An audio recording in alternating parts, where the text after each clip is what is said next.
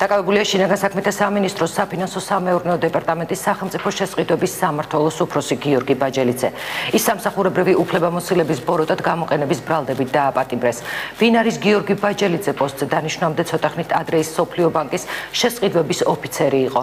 ბაჯელიძეს საკუთარი ბიზნესიც ჰქონდა. აიღო თუ არა ქრთამი შინაგან საქმეთა სამინისტროს შესყიდვების სამსახურის უფროსმა გიორგი ბაჯელიძე სამსახურეობრივი უფლებამოსილების ბოროტად გამოყენების ბრალდებით დააკავეს. საქმეს გენერალური ინსპექცია იძიებს. ბაჯელიძის დაკავების ფაქტს შინაგან საქმეთა სამინისტროში ადასტურებენ. სამართალდამცავებმა უწყების მაღალჩინოსანი გუშინ დააკავეს. TV3 გიორგი ბაჯელიძის ოჯახთან დაკავშირებას სცადა, თუმცა დაკავებულის ახლობლებმა კამერასთან გამოჩენა არ ისურვეს. სატელეფონო საუბარში ოჯახის ახლობელი ამბობს, რომ ბაჯელიძის დაკავების შესახებ არ სმენია. ჩემი კლასელია, მაგის და ძალიან წესიერი ოჯახი და ყველაფერი საუკეთესო ადამიანები არიან, თუ რამე შეიძლება ვინმეზე თქვა, რომ კარგია, ეგენი არიან. ყველასი საყვარელი ადამიანი ამ ეზოში გაიზარდა, ჩემი შვილი და ეგ ერთად გაიზარდნენ. ძალიან კარგი წარსული.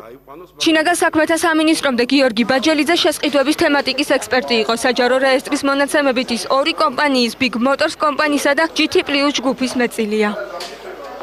სად და რა ვითარებაში მოხდა შინაგან საქმეთა სამინისტროს შესყიდვების სამსახურის უფროსის დაკავება უცნობია. უწყება დამატებითი ინფორმაციის გავრცელებისგან თავს იკავებს.